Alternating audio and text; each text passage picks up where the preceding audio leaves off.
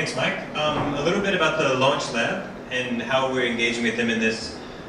We focus on the entrepreneur. We want to accelerate you guys to a new level. If you have a startup idea relevant to retail, that's what we want to look at. And one thing that's interesting about Michael and Werner, since they've been here at about 1:30, I'm taking them around, introducing them to different entrepreneurs that are here in the LaunchLab. And what you think is going to happen is the startup is going to pitch them. But they're actually, it seems like they're pitching to the startup, please work with us. And even now, while Michael's talking, it's like, look what we can do for you if you come, let us give you money to bring you into our massive portfolio of retail space. Please, please, please. I like that, and you're not doing it on purpose, it's just coming out of what you're doing. That's why we wanted to work with them. They're focusing on the entrepreneur, and they're entrepreneurs at heart. Even the guy that started Atterbury Properties that kind of became, or ATTACQ came out of that, like he's still around, involved in the business. Like you have access to like the grassroots guy that started the business, and that's what keeps it exciting. That's what we want to do. What we're doing now with ATTACQ is the first part of something else, so the Ideas program is kind of the beginning of the journey of a startup with the LaunchLab. And what we're looking to do is, this is one of these challenge workshops. From this, the purpose of this is to give context to receive pitches. Like if you have an idea, just an idea, it can be a concept, it can be something that has a prototype already, or it might even be getting a little bit of money in, but you're still losing, you're not making profit yet.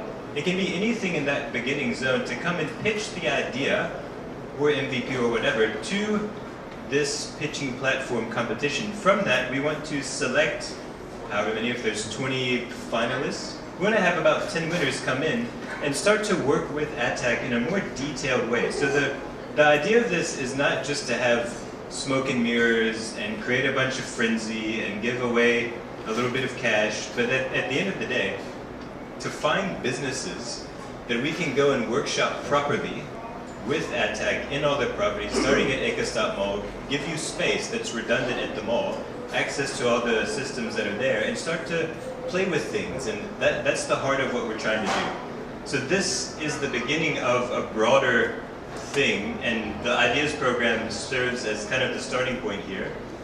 But we want to, that's not the end, that's the beginning. So once you're selected as a finalist or as a winner in this thing, that starts the journey to getting connected with mentors. And even the ATTACQ guys being available to mentor companies that we're trying to start with, or there's 3 guys from Fundamo that sold that to Visa for $100 million.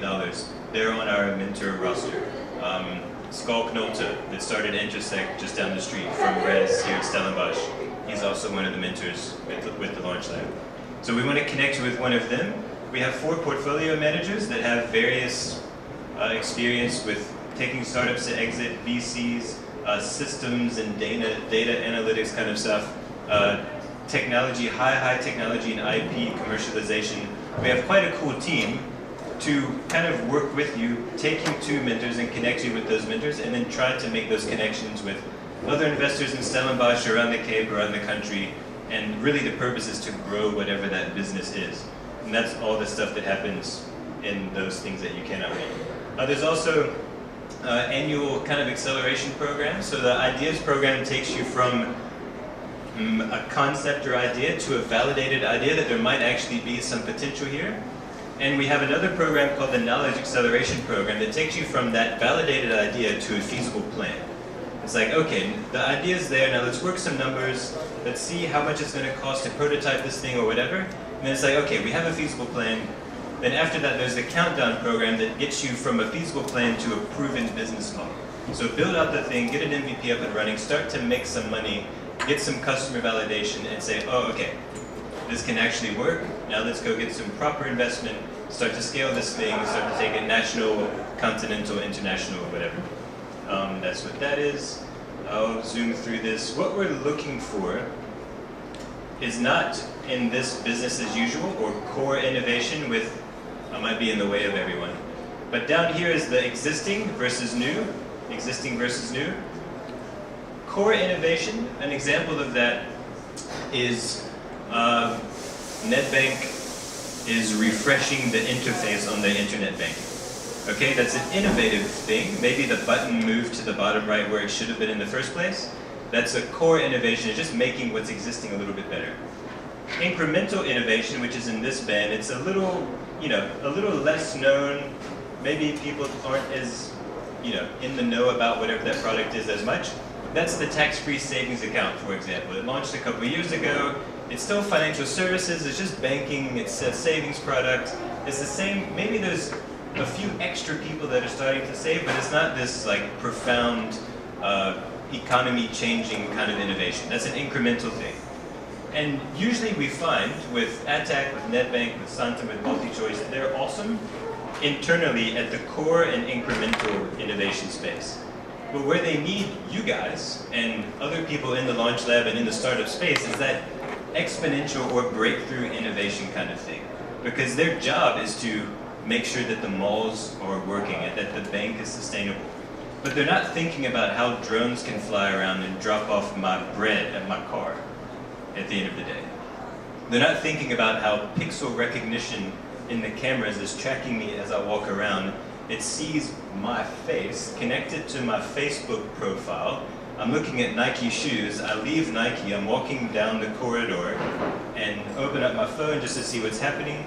I have an advert in Facebook from Adidas saying these shoes are actually this price, here's a special for you, whatever. And that kind of thing can happen. There was actually a company here earlier in the year doing pixel calculation to recognize faces on CCTV to target marketing like that. I don't know, a couple other examples. One thing, I was at the Mall of Africa last week. It's about dang time someone had SnapScan that I could pay for parking with. What took so long for anyone to do that? And ATTACQ finally did that at the Mall of Africa. So you can pay for parking with SnapScan, not a card.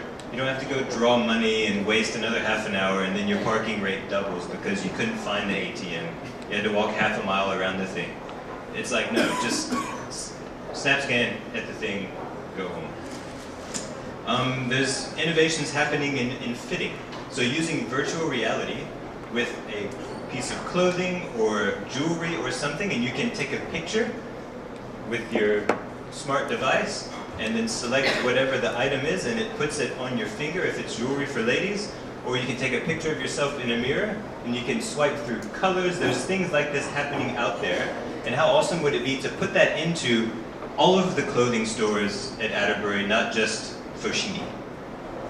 And that's kind of the scaling effect that we can get with Atterbury, with your retail innovation idea, getting into the boutiques. And it's cool too because then you get the startup boutique clothing guy able to compete with Foschini, which really makes things interesting for us. Why pitch your idea in this thing? I'll get into those numbers that I made up in just a minute. Without execution, your idea is worthless, basically. So I think this was a Paul Graham essay or something like that I found these numbers in. An awful idea, if you have an awful idea and you come and pitch it to the LaunchLab team, we're going to tell you it's awful and we're not going to pay you any money. We might give you money because it's like, shame, the idea is awful. If you have a brilliant or a great idea, and put a rand value to this, a great idea is worth 150 bucks. But with weak execution, multiplied times 10, what's that, 150,000 rand? No, 1.5 million? That's not bad. My great idea is only worth 1.5 million bucks. It's not that appealing. That's like, a few years of salary for an experienced working person. But if you take a so-so idea at 50, with great execution, how many zeros is that? That's 500 million bucks. With a so-so idea, with great execution, 500 million. Okay, you had a so-so idea versus a great idea, and the value of execution has done that. So what we want to say is, bring your ideas. The best protection of IP is market share. Not a patent, not a copyright, not a trademark.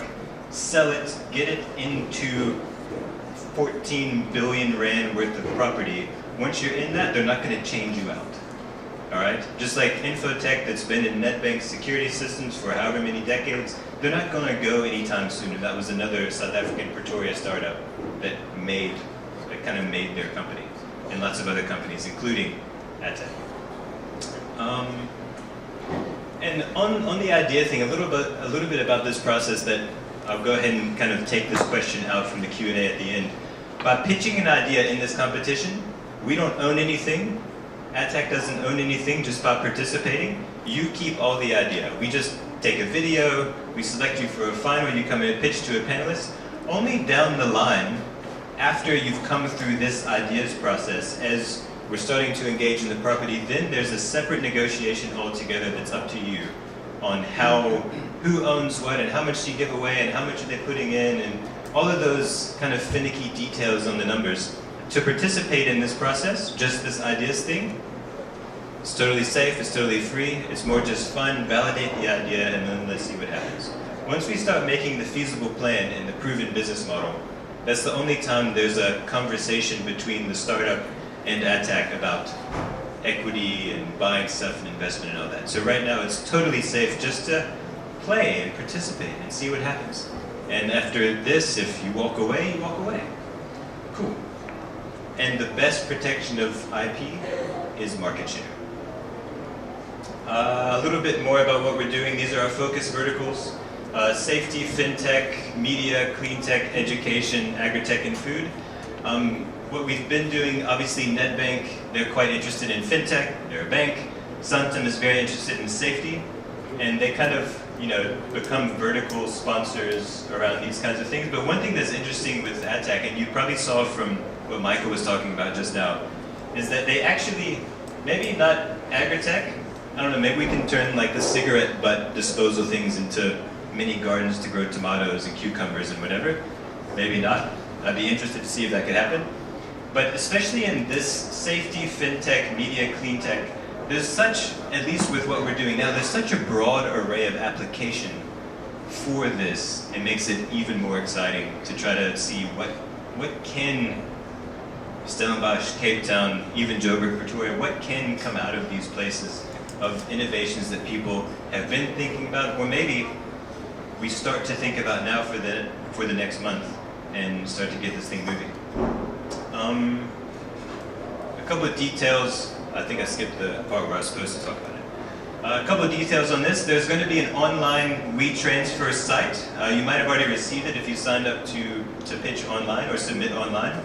There's going to be an online submission process if you'd rather do that, or there's 6 days around the country. You can book a 10-minute time slot, come and pitch to a video camera with myself or one of the other guys on the LaunchLab team.